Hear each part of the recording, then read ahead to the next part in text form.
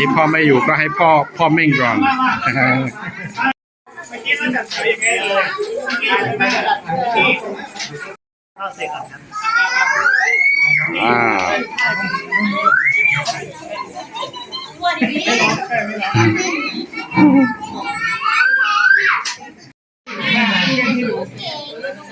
ที่ขยับมานี่อีกนิดนึงครับ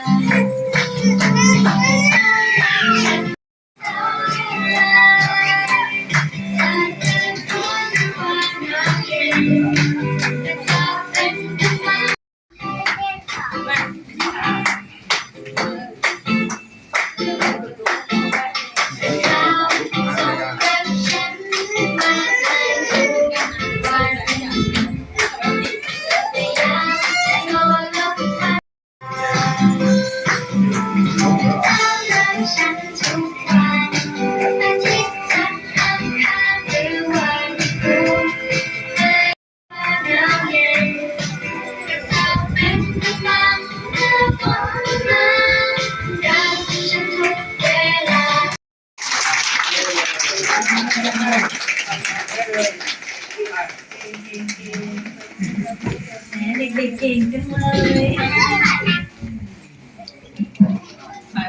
คุณพ่อยิ้มเล็กยิ้มน้อยนะคะลูกเด็กน่ารักช่วงเวลาต่อไปค่ะก็น้องพานะ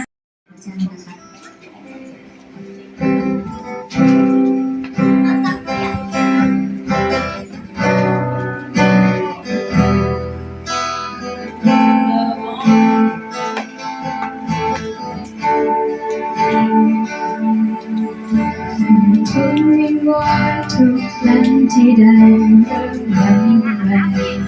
เขาทรงเปลี่ยนจิตใจและเมื่อสักอย่างเสมอไปดวงเทียนบูชาที่ภายใจเองเธอให้พระองค์ทรงอย่างเสมอไปเป็นเทียนบูชาที่ภายใจแด่เธอชี้ว่าสามีเจนมาพร้อมยังคะยังค่ะสามีไม่มาเลยขอเชนพี่เจนโดนทันโต้ได้ลูกได้ลูกหัวใช่ไหมคุณลูกได้ลูกหัวใช่ไหมchúng ta mà bây giờ nghệ sĩไม่ใช่เหรอเดินแบบยังไงให้ดูแล้วหล่อให้มีเสน่ห์แล้วก็เป็นจะมีคะแนนนะจอจะนอกหรือให้คะแนนแต่ว่าเราสามหนึ่งเดินดีคะแนนที่อ้อยอดหนึ่งเต๊ะคำถามเองหมดเลยถ้างั้นพี่เดินแบบได้เต็มที่กับพี่ป๊อปเนาะไม่ต้องเกรงใจกระดาษมีเยอะค่ะมีเยอะให้เต้นไก่ย่างถูกเผาหรือจะให้เต้นเขียนตัวอักษรให้ทุกคนโหวตให้เต้นใช่ไหมไก่ย่างถูกเผาเหรอโอเคมันได้ฟังหูหัวหูชิมเป้งเลยยังเก่าน่ะเอาทุกคนจะตบได้นะคะไม่รู้ค่ะเราเต้นไก่ย่างถูกเผาเอาเร็วๆนั่งเร็วๆสายมาสอนนี่ไก่ย่างถูกเผาได้ยังไงที่มาถูกนะเราเป็นพรีเซนเตอร์นะพรีเซนเตอร์นะคะทุกคนถ้าเต้นไม่สวยไม่ต้องให้ดูออกนะให้ยาโคให้ยาโคตบมือมาเป็นเพื่อนนะเอายาโคเร็วแต่แยกถูกพี่เชนได้เลือกแล้วพี่ลูกเร็วลูกพี่เชนไม่ได้โอเคไก่ย่างถูกเผานะ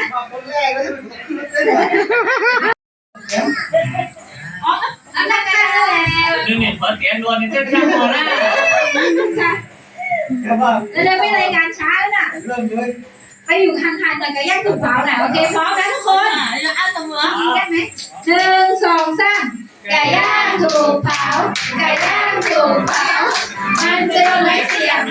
มันจะโดนไม้เสียบ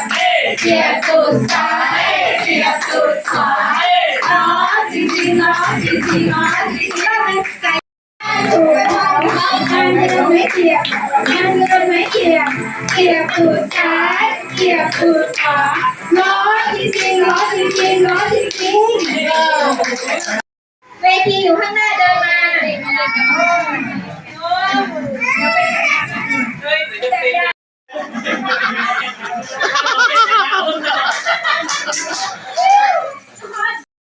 tu sinh รู้สิง อย่างกูเหยียดจะเลยย้อนนอกเหยียบ แล้วก็เดี่ยวโอเคเมื่อกี้เราเดินมาได้หนึ่งนะโอเคไปได้สองเดินมาเลยค่ะ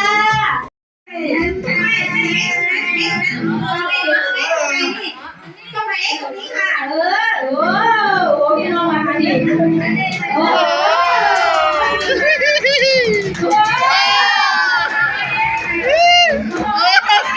นี่ลงโตนี่ลงโต แนะนำตัวชอบอะไรแนะนำชื่อเองแล้วก็ชอบอะไร Ulu beda tuh ya. อะไรเนาะ Ulu beda. Wah. ว่าเนี่ยอาชีพชอบอะไรชอบอะไร Aku kan sama sih. Sama apa? Aku depan.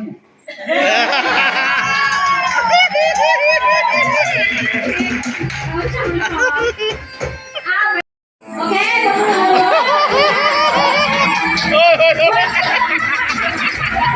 พี่หัวพี่เยอะนะเยอะอายุเยอะอายุเยอะ ก็กิ๊ก โอ้ยโอ้เยอะเลย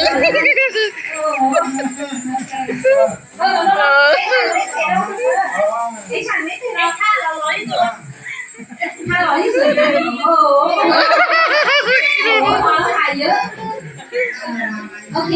ก็เป็นครูวิจารณ์ในตัวเนี่ยนะจี Aku boleh lagi. ไอ้นนร้อยแต่ถ้าหัวนนเต้าไหม Boleh jom nak. ก็เนี่ยนะจีของก็รู้เอง Bentar lah. Nhìn nó bị kiểu đó. ไอ้ก็ช็อกเลยแม่ ผมตื้นหรอ Ya. รอโอ้คนนี้ไม่มีความคิดสร้างสรรค์เลยเต้นเลยเอาต่อไป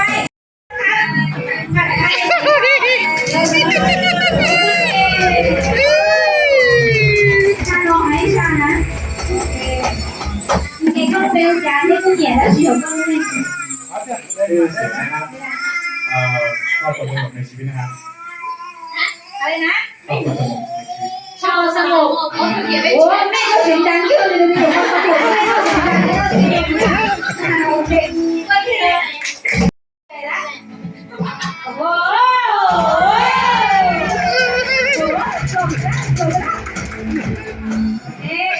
ก็เร็วจังนะก็หยาสิ Của lúc bê thì tú trai của nhà nó cứ น้องกูโอ้มาแล้วใส่หน้ากากเลยโอ้โหหน้าเดินหน้าเดินที่ได้เป็นเรื่องเก่านะทุกคนอยากไปดูนะโอ้โอเคแนะนำตัวว่าตัวเองชื่ออะไรแล้วก็ชอบอะไรในชีวิต của lúc bê của nhà chén sừng hoa dạng do dạng tàu chỉ ta โอ้ยโอ้เช็คถึงกว้างเลยเหรอโอเคเรา เชิญ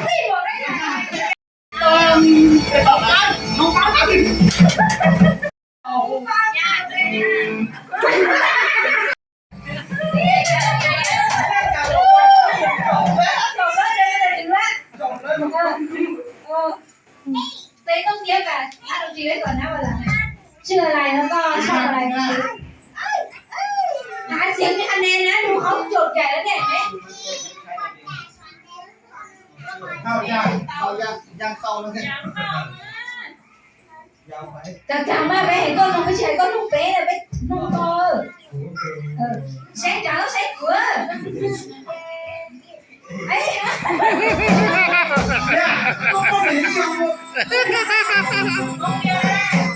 รู้เลยงงหมดแต่อยากเข้าเสียงแย่งเวทไทยหมดอยากโอ้ เบฮอลลาเนี่ย เวทฝรั่งหัวเจขอบ ชอบอะไรก็เหนียนะเจ๊ อย่าโน้นเจ หัวเจเพราะคะแนนถูกที่หรอ ก็เหนียนะชิวก็รู้เนี่ย รู้เนี่ย เยอะมาก เอาสิ่งที่เราชอบที่สุด โอ้ยเนี่ยคนเดียว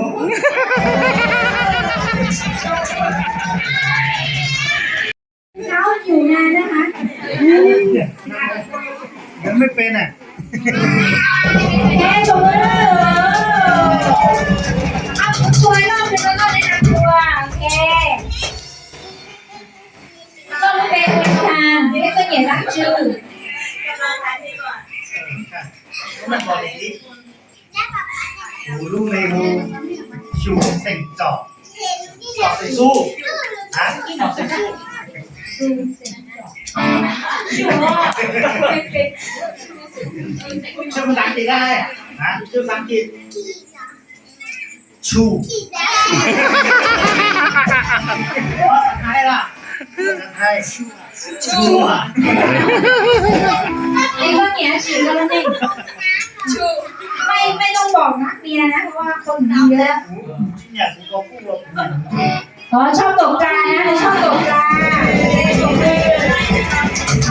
โอเคต่อไปหมายเลข9ค่ะโอ้โห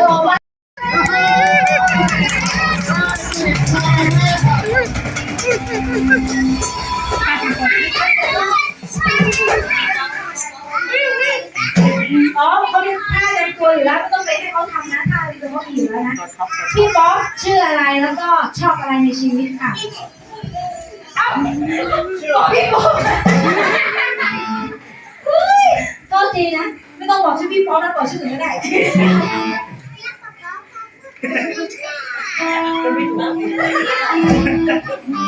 นี่กำลังใจมาเลยครับชื่อผมบอกชื่อก่อนแล้วกำลังใจมาเลยบอกชื่อก่อนนะพี่ชื่ออะไรครับให้ผมเองเลยอ๋อ ชื่อป๊อกครับ ชอบเสียงเพลง โอ้ขอบคุณค่ะลงเลยนะจ้าชื่ออะไรแล้วก็ชอบอะไรในชีวิตค่ะ ชื่อกล้องครับก็สิ่งที่ชอบนะครับก็ชอบภรรยาครับ เอาหมอเพลงค่ะน้องๆมาถ่ายห้องเสริมผมคือดังก็เลยเป็น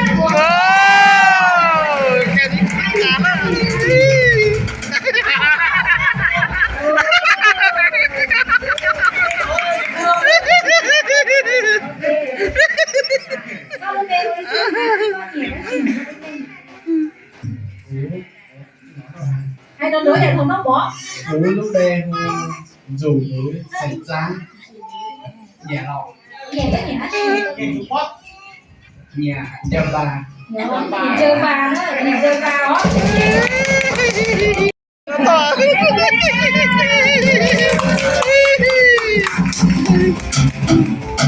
้องเบลsang cái nhẹ đắt chứ hả luôn muốn chốt chứng minh hả หูลูกแดงหัวต่อใส่จ้าง qua sẽ mình chắc เนี่ยเนี่ยทั้งซ้อน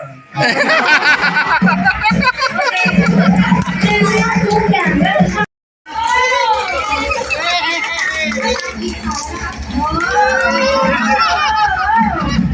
này càngชื่ออะไรแล้วก็ชอบอะไรในชีวิตค่ะ 公妹水兄， มันจอ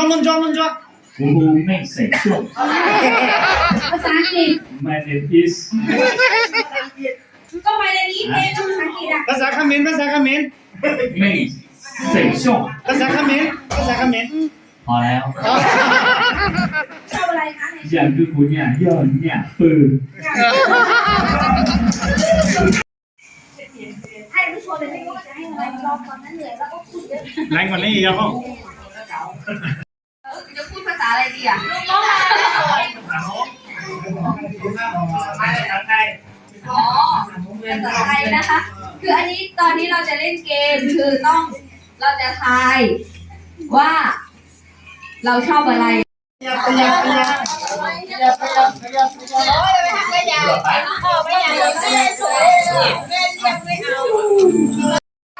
ับนิดนึงนะคะใกล้เกินไปขยับออกนะคะขยับออกนะคะนี่ของแก่ที่น้องไหนบอกก็ได้ขยับค่ะแล้วก็ สองแถวนะคะจะได้ไม่แออัดกันห้ามส่งเด็กนะ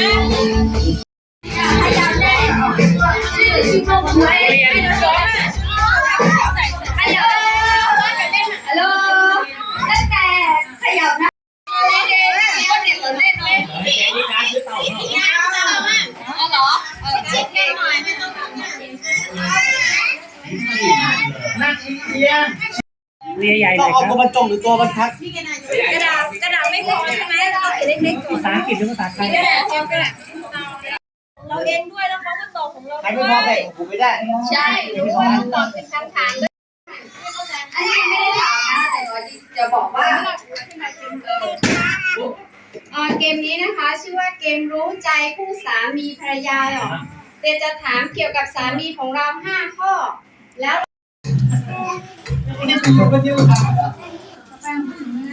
โอเคของผู้หญิงนะคะอันนี้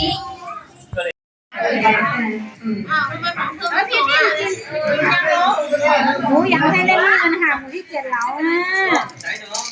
เก็บเรียบร้อยก็จะไม่มาที่เกียจเราไปที่เกียจเราเกมไม่ให้เด็กเล่นเกมแล้ว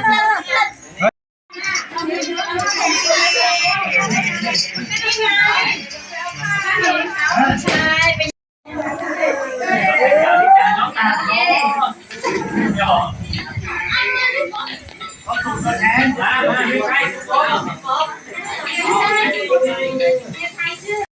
ก็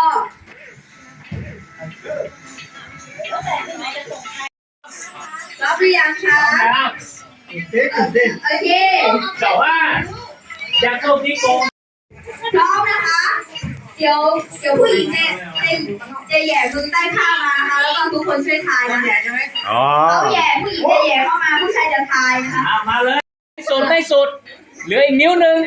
ไม่พอ4 นิ้วพอ4 นิ้ว อ้าว4 นิ้วพอ อันนี้ของใคร ว้าเอาว้าไม่ใช่ไม่ใช่ไม่ใช่ใคร ก็จะพี่รู้เลย ตอบได้เลย ชื่อใครก็ตอบมาเลยค่ะ ดูแล้วเป็นเล็บของใครอ่ะ เอาพี่บรรลือตอบ พี่มาเลยตอบ ตอบ แกก็ตัวเอง ก็ถูก ช้าแพ้นะช้าแพ้ ว่าเนี่ยท่อ เนี่ยท่อ บอกแล้ว จับมือกันเลยนะจับมือกันเลยนะจับมือ เดี๋ยวเคลียร์นะวินต้องหยอด ตอบ ลง ยืนปวดเนี่ย โ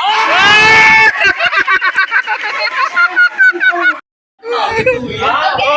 ย แล้วนะ เดี๋ยวดูให้เขาทุกคนก่อนนะ เยอะหน่อยเยอะหน่อยไหน โอ้ยไม่เยอะไป โอ้ย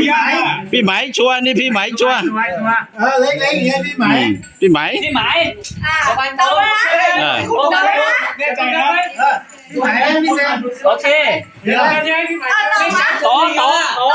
จ๋อไม่ใช่พี่ไหมอ่ะ ใช่ไหมหรือเปล่า เฮ้ยใกล้เคียงอยู่ต้อง ใช่พี่เอพี่เอ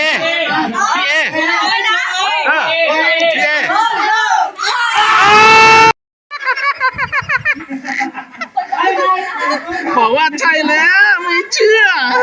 โอ้ยตาละ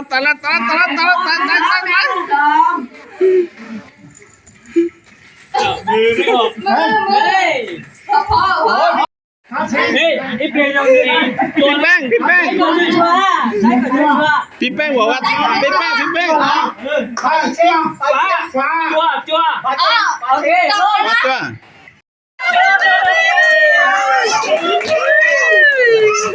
โอเคกัน เฮ้มาแล้ว มาแล้ว พอไม่ต้องเอาผ้าเข้าไปนะไม่ต้องเอาผ้าเข้าไปพอ ใครอ่ะ ดาวไม่ใช่ ตอบ ยังไม่ใช่นี่ต้องใช้ คิด มือกันเลย ใช้ก่อนชัวร์จิตล้างตัว เกี่ยวกับว่า จิตล้างตั ตัว วเนี่ยโชว์ให้อยู่น้องคนโชว์อยู่เนาะ เหมือน เต้าตัวหน้าดูได้ชัว ตอบ ร์ เลยพิการนะตอบ ตอบ จะตอบไหม ต่อไหม จะตอบไหม ไม่ใช่พี่แป้งไหมไม่ใช่ สอง พี่ท่อ ฮะ พี่ท่อ พี่ท่อ ของพี่ท่อเนี่ยท่อ เนี่ยท่อ โอเคลุง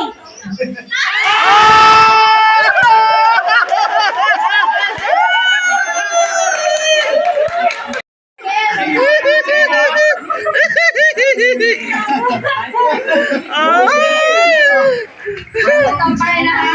พี่แป้งใช่ไหม ชัวร์ ว่า พี่แป้งใช่ไหมฮะ ดมดม ฮะ ดมดมเลย ไม่หลับ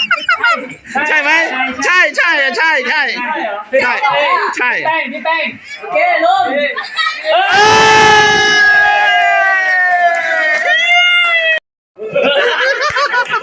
ใช่ใช่ใช่ โอเคพร้อมนะครับ บริเกมไม่ได้กับใครมาเลยมาเลย พ่อ อยู่เล็กๆของ ใช่คอนเฟิร์ม นิ้วนางรำนิ้วนางรำ ช่วยคอนเฟิร์ม โอเคลุง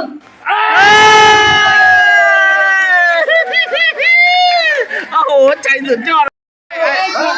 ว่า ให้เช็คคอนเฟิร์มก่อน วิยา อยาก คุ คุ ลุง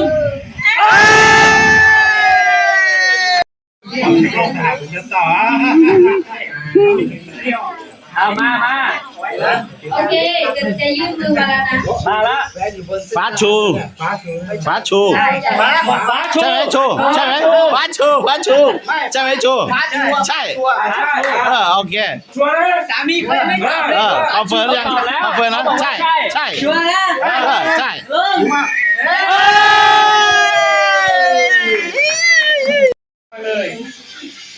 เย้ก็ต้องร้อง ทุกคนเนี่ยมันคล้ายๆกับหลายคนอ่ะ ยังไม่เห็นนิ้วเลย นิ้วไว้ยัง มาแล้วอันนี้ใครอ่ะพี่บังลือดูดิใช่ไหม หรอใช่ ไม่ยอมใช่ไหม หน้าแค่คนเด็ก ต้องสามคนเดิมได้นะรอบนี้ ใช่ไหม ต้องแล้วก็สัมผัสรสชาติชัวร์ใช่ไหม ใช่ไหม ใช่ใช่ เนี่ยบังลือภรรยาบังลือ ดันดา อาจารย์ดาเหรอ ภรรยาบังลือ สรุปเอาอะไร ใช่ดันดา ไม่ใช่ภรรยาบังลือ ที่มันลึกไปแน่เดี๋ยวเขาเก่งคนนึงวันเนี่ย สรุป น่ะดูน่ะภรรยาบังลือ ด่า พยายามที่บนเรือ เจโล นะหรือนี่ใคร เรียกโค้เว้ย พี่เอใช่ไหม พี่เอ๋อะ ใช่ไหมคิวก้องใช่พี่เอใช่ยืนยัน พี่ก้องยืนยัน พี่กองบอกว่าพี่เอ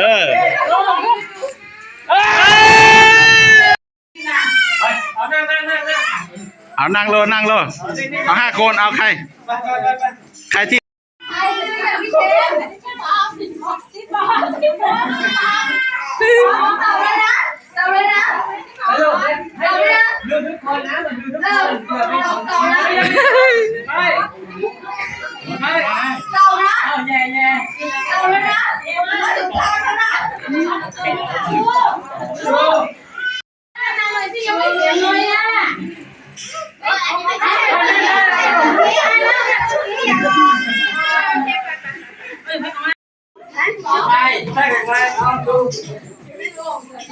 ดูดี นั่งดูแผลเป็นกันนะพี่ป้านะ ๆชัวร์ไหม ชัวร์สิลุงยืนได้ช้าจ้าแล้วพ่อแค่เราทำอย่างนี้เขาไม่เล่นกับเราไม่ได้ใครอ่ะของใครเอ่ยมันจะขึ้นต่อไปค่ะมีใครที่เล่นดีกว่านี้ไหมยังจะท้าอีกอ่ะเฮ้ยไม่ครบด้วย ไม่มั่นใจก็ดมดูดิ ไม่ใช่ของพี่เชนผมแค่นิ้วเลยหนูช่วยใช่ของฉันคนไหนพี่ก้องเหรอ พี่ก้องชัวร์ไหมชัวร์ใครกองฟืน พี่ก้องนะ1 2 3ลง เฮ้ย เฮ้ เล่นเข้ามาตัวไหม เอาให้ชัวร์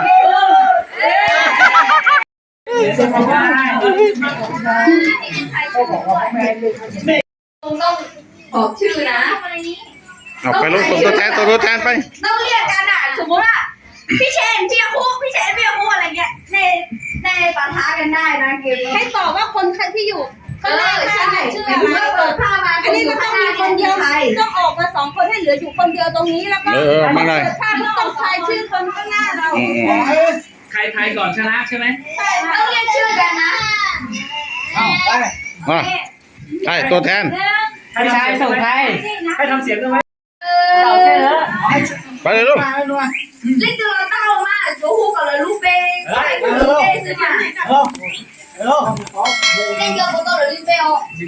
ก่อนจะไล่เหรอ ผมก็ไม่มีทางชนะหรอก โอเคพร้อมยัง พร้อม 1 2 3ลงสิลงเลยพี่ไหนลงอีโอ้เป้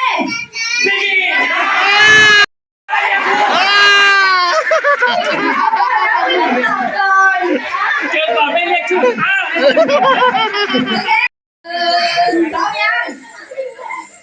1 2 3ลงไป ตัว1 2 3พี่ชาย2 3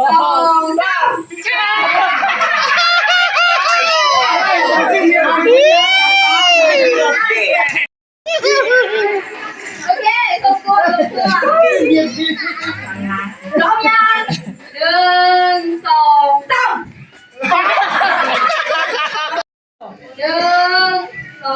3 ชู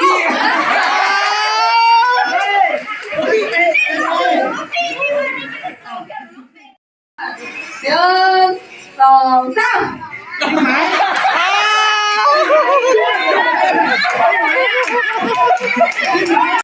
ตายเฮ้ย 1 2 3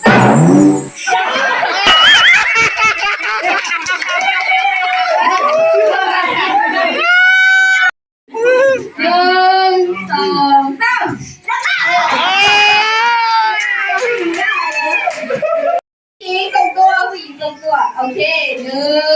2 3พี่น้า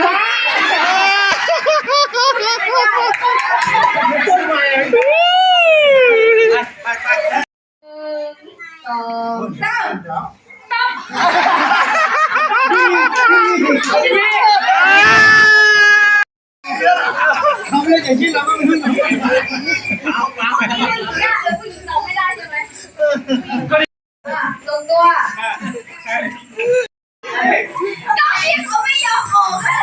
พี่เชนเลยพี่เชน เจ็บตัว อ่ะเรียบร้อย 1 2 3พี่ไหน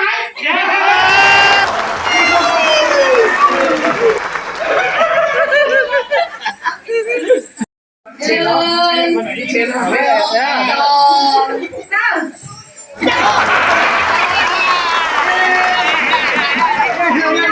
ว ย้ายก่อนย้ายก่อน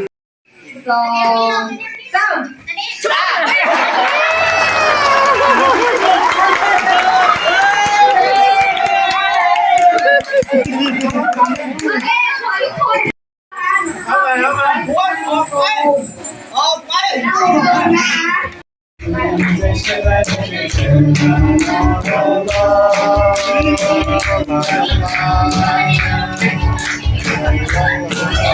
เขาใช้มา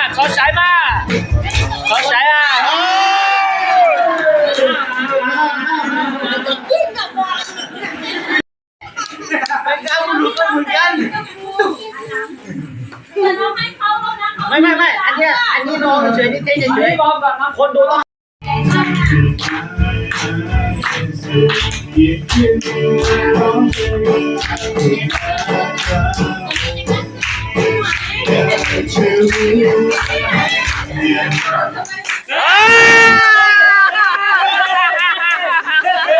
ลีลาเ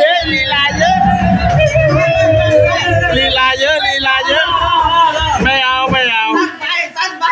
สั้นไม่สั้นไม่สั้น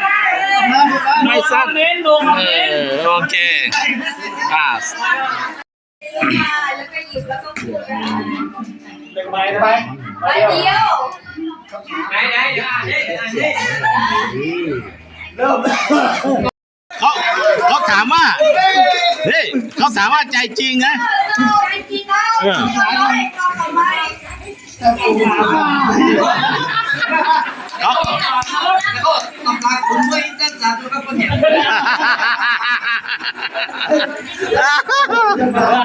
เฮ้ย เชฟทุกคนจบให้ทุกคน ใจจริงอะผมจะซื้อทีมนักฟุตบอลคือเราจะได้ทำพระเจ้าแล้วมันสร้างไม่ได้ จบของจริงจบเลยจบ จริง เอาเลยไม่กล้าดูท้องแข็งกองรัก อันดับแรกจ้องตากันเฮ้ย ไม่กล้าบอกว่ารักนะ เฮ้ยหอมแก้มเลยเฮ้ย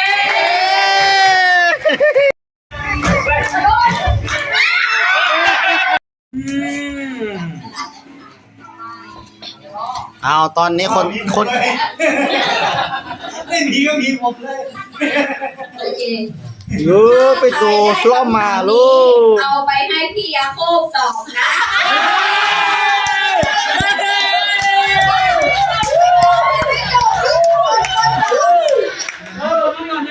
รักพี่วันมากไหม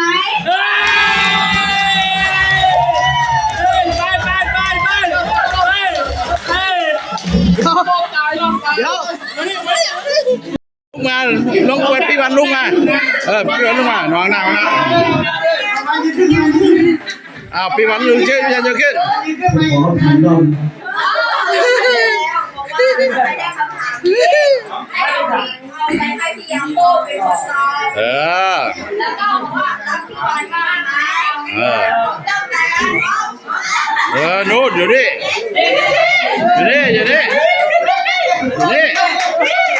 ต้องตากันนี่เรียกตากันทำไมต้องให้วัยรุ่นสอนเนี่ย นี่เขาไม่เรียกเธอนี่เขาเรียกตัวเอง นี่จะมาพูดเป็นการกระทำได้ไหม เร็ว เอาแล้วเอาบทโรแมนติกเลยโรแมนติกเลย เร็ว แค่ไหนอ่ะว่าเกาหลี เขายังไม่ได้ยินเลย เข้าทะเล ใช้มือใช้มือ ไอ้ถึงว่าเข้าทะเลใจ เหมือนจะฝืนยังไงอ่ะจะฝืนสิธรรมชาติน้อยนั่นแหละฝืนอ่ะคุณนักกีฬา หันหน้าใส่กล้อง อะไรนะ บอกว่าคิดว่าสามีหรือภรรยาคนนี้มีผลยัน ก็ภรรยาคนนี้ดีไม่ดีพอก็ลูก2 คนครับ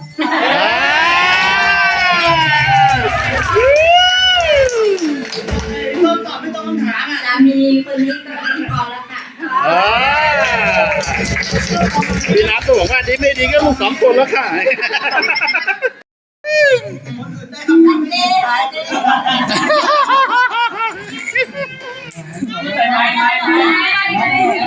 ไม่ ไปยังมานี่นะคะไปขอเตงนะไม่เหมือนตะเกียบต้องได้พร้อมเหมือนกันครับ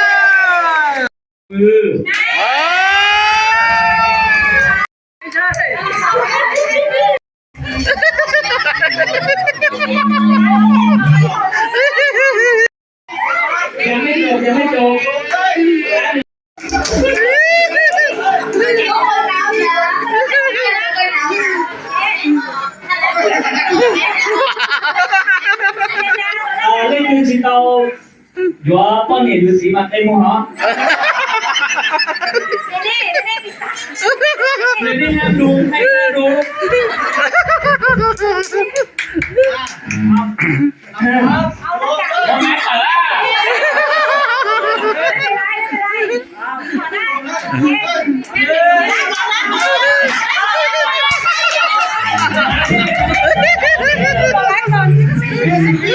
ูต่อ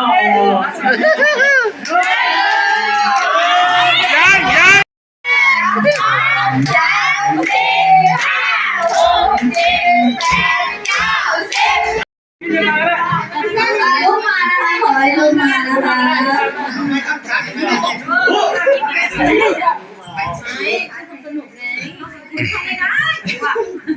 ไม่หนึ่ง เมื่อเลย ไม่ได้ก็ได้ไม่สองตัวนะคะช่วยกันท่องนะ ช่วยกันท่องได้นะ ผมแม่สิบดี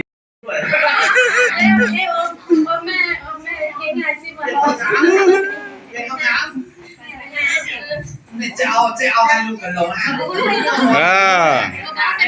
ท่องสุดตัวไหนยากเกินเอาข้อของผมเมื่อกี้เนี่ยง่ายกว่า ใช่ใช่ใช่ใช่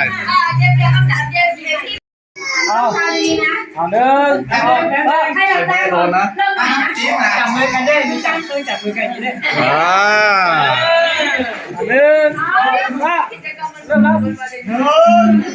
สองสาม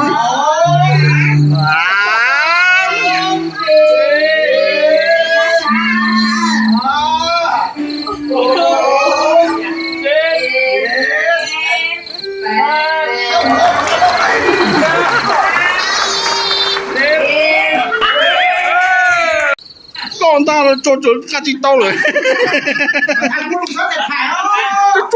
长大，长大。3 4 ถ่ายรูปแอคชั่น1 2 1 2 1 2 1 2 1 2โอเคไปตัวเชิดจะไปตัวเชิดถ้าจะไปอยู่เราชีเราลงเนาะนู่นหน่อยนู่นว่าไปจัดนู่นวันพ่อเราจะว่าจีเจcho nên chế giờ cho bé rồi xí rồi nổi rong nữa cho nó cho bé cho chỉ chúa tan trâu vào nhau trâu hậu bên trên bây giờ trâu bên trên thì bé một trâu chỉ chúa nó thì ít xe là được cũng tôi chỉ tao trâu nó thì chế cũng mua chơi lên xí bây giờ rồi xí rồi nổi rong nữa đâyถ่ายไปแล้วก็ดูตรงนี้ไปถ้ามันขึ้นไปเลข 10ก็ปิดไม่หยิบแล้วไง เจอไม่มาสิเรื่องเหรอ ยิ้มแบบนี้ได้สไลด์มากเลยเอาได้แล้วอย่าพอใจแล้ว ให้ปกติไปจับกระปุ้นหัว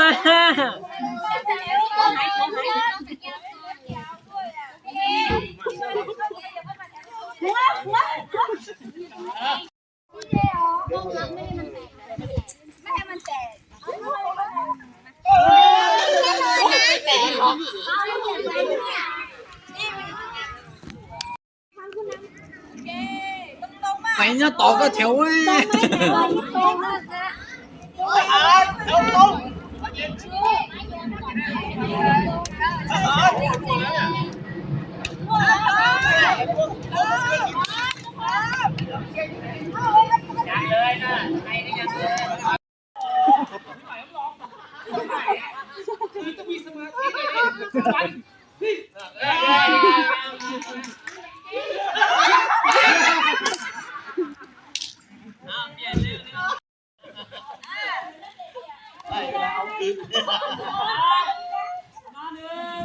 เล่นลีจังเนาะ โยนนะรับนะผู้หญิงเป็นคนรับ แล้วโยนไปเรื่อยๆเหรอ ห้ามแตกนะ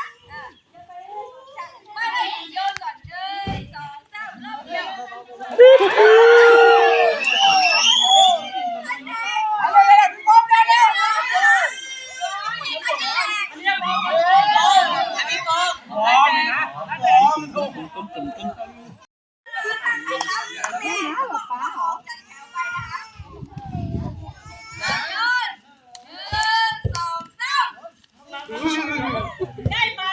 จอกกูคนวันใกล้เกินนี่เราพยายามเต้นเราเหรอ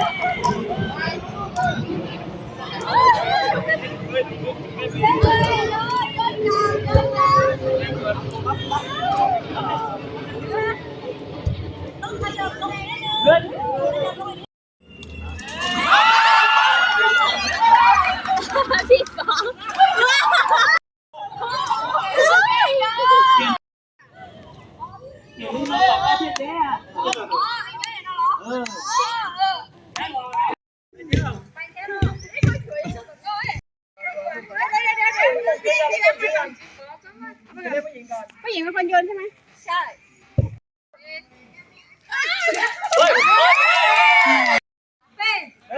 โยน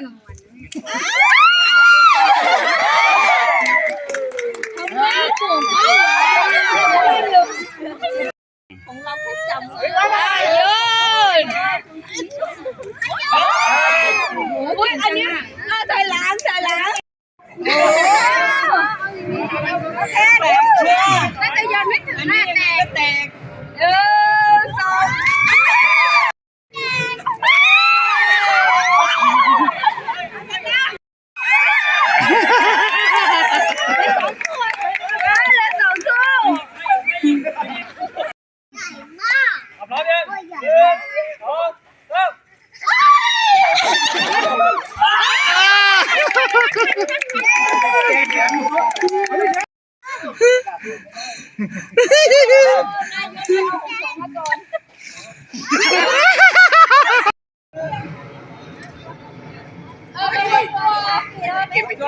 ไม่เชื่อมอบรางวัลเนาะ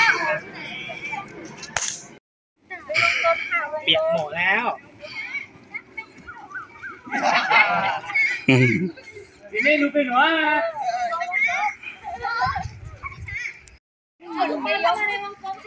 ไม่หนูพิเศษนะ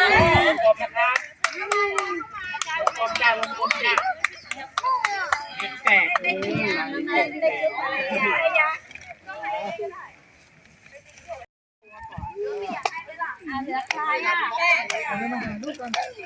เจ้า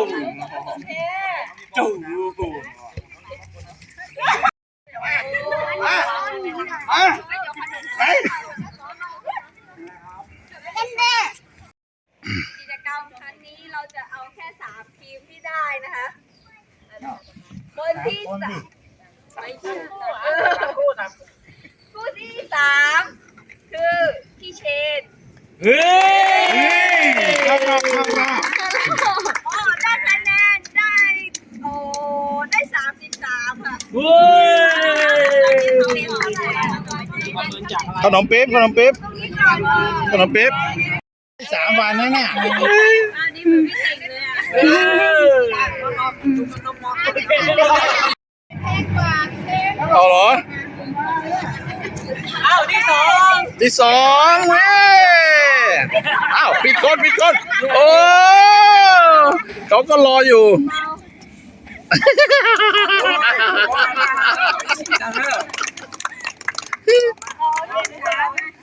นี่คือรางวัลที่2พยายามไปกระป๋องฉีดนะเนี่ย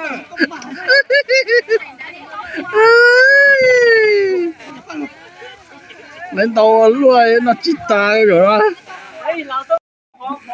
อยู่ในถุงหมอไม่มีหรอทุกคนให้โอ้โหทุกคนไล่นับเหรียญทองกันเต็มเลย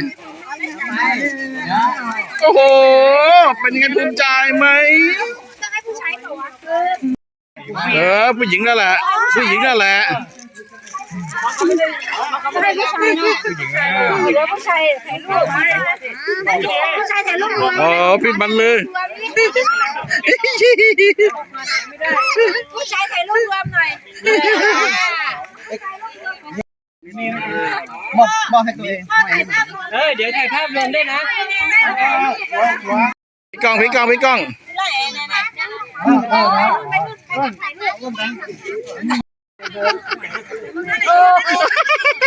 ี้ยงไม่มีพ่อแล้ว รับไม่ได้เหรอ ก็เดี๋ยวเราให้เรา ใจมาก เร็วๆจะถ่ายรูปแล้วเอาใกล้ๆกันนะคะไม่ได้ที่รางวัลนี้